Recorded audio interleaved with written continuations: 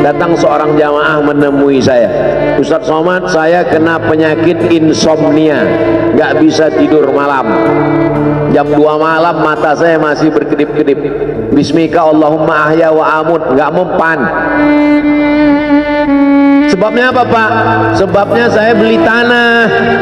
Setelah beli tanah, tanam kelapa sawit, dipupuk, dijaga.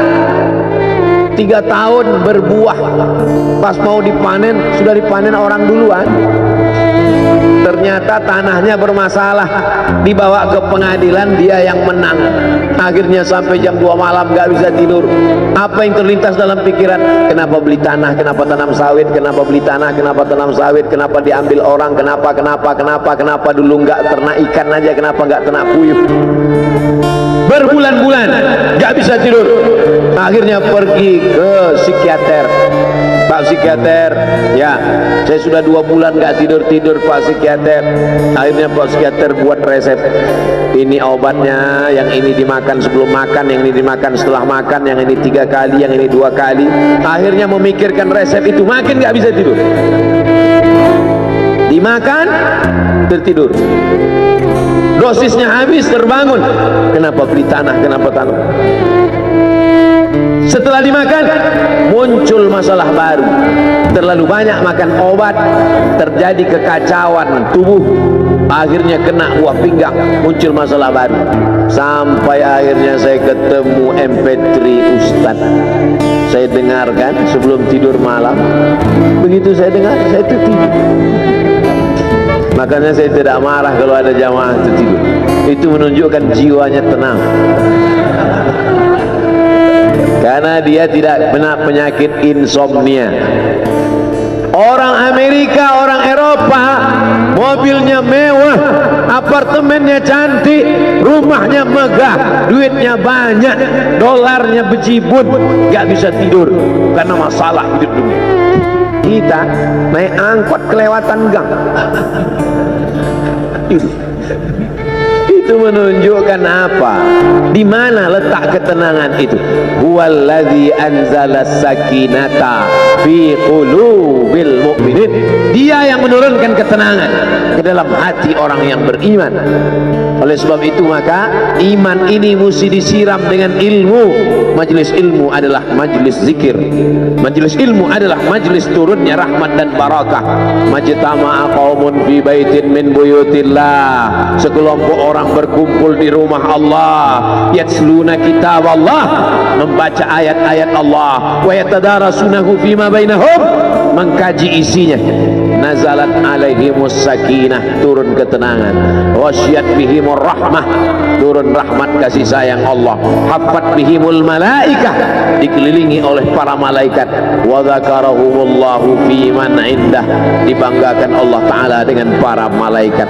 Tadi malam ketemu dengan murid dari Syekh Muhammad Yasin bin Isa Al-Fadani di Zawiyah Raudhah. Ketemu, cium tangan, barokah, zikir, sholawat, tenang jiwa.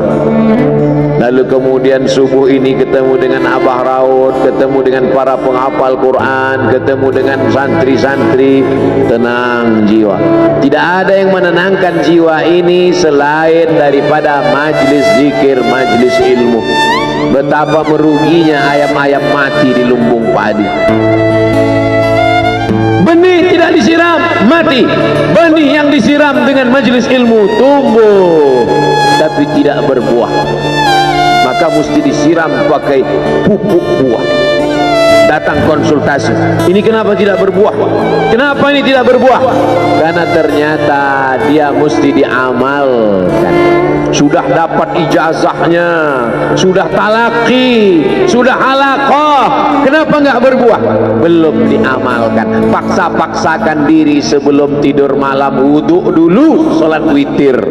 Paksa-paksakan diri bangun malam, tahajud. Paksa-paksakan diri siang, sholat qabliyah, sholat ba'diyah. Paksa-paksakan diri pagi, sholat duha. Paksa-paksakan diri, sholat subuh berjamaah, barulah dia berbuah. Kalau dia tidak berbuah, dia hanya sekedar pokok kayu yang hanya membuat sampah saja. Tapi paling tidak tempat orang bernaung di bawah ketika panas, tapi manfaatnya tidak sesuai karena yang ditunggu itu buahnya. Masa pohon kayu rindang besar tidak berbuah sementara semangka yang kecil buahnya besar? Oleh sebab itu maka mesti berbuah. Benih disiram, berbatang, berputih, berbuah. Buahnya ranum, cantik dan indah. Begitu dibelah tak bisa dimakan. Kenapa? Ulat semua isinya. Oleh sebab itu mesti dijaga benihnya, disiram. Apa yang bisa menjaga ini? Diprotek dia. Kenapa apel tidak dimakan ulat? Bukan karena ulat tidak sanggup beli apel, tapi karena disemprot pestisida. Ulat tahu ini ada pestisidanya, maka dia tidak makan. Kita nggak tahu, dimakan. Ikan asin tidak dikerubungi lalat, tidak ada satupun lalat yang hinggap di ikan asin. Kenapa? Karena lalat tahu ikan asinnya pakai formalin. Manusia nggak tahu. Pintar mana manusia dari lalat? Jangan jawab. Akhirnya orang makan, menumpuklah pestisida dan formalin dalam darah. Apa namanya? CANCER, cancer. Karena dia tidak larut dalam tubuh. Yang lain-lain larut, makanan-makanan larut menjadi energi, menjadi sampah, dibuang menjadi kotoran. Sama seperti daun, kalau jatuh ke tanah larut menjadi pupuk. Tapi plastik tidak larut, maka plastik sampah bertebaran. Oleh sebab itu maka ini mesti dijaga. Apa yang bisa menjaga buah apel supaya tidak berulat? Jagalah dia dengan ikhlas. Kamu kenapa nggak ke masjid? Saya kalau ke masjid riak, maka saya nggak ke masjid biar ikhlas. Tarkul amal li ajlin nas riak. Kata Imam Fudail bin Iyad, tarkul amal li ajlin nas riak. Tidak jadi beramal karena takut dipuji orang, riak. Wal amal li ajlihim syirik. Beramal karena ingin dipuji orang, syirik. Kenapa kamu nggak pakai sorban? Takut dipuji orang, riak. Pakai saja sorban anak, jangan takut dipuji orang. Pakai sorban, yakinkan diri. Baik, Ustaz kenapa nggak pakai sorban? Ada masanya nanti pakai sorban. Tarkul amal li ajlin nas riya. Tapi beramal, tapi saya nggak tahan Pak Ustaz, dipuji orang. Luruskan, karena pujian pasti akan selalu datang. La'atiyannahum min baini aydihim wa min khalfihim wa an aymanihim wa an syama'ilihim. Datang dari depan, dari belakang, dari kanan, dari kiri, dari dalam. Alladzi yuwaswisu fi sudur, dari dalam, dari depan, dari belakang, dari kanan, dari kiri, dari dalam, dari dua aspek, minal jinnati wan nas, dari yang zahir, dari yang batin, berdatangan dia. La ughwiyannakum, aku akan goda anak cucu Adam. Sampai kapan? Madamat arwahuhum fi ajsadihim.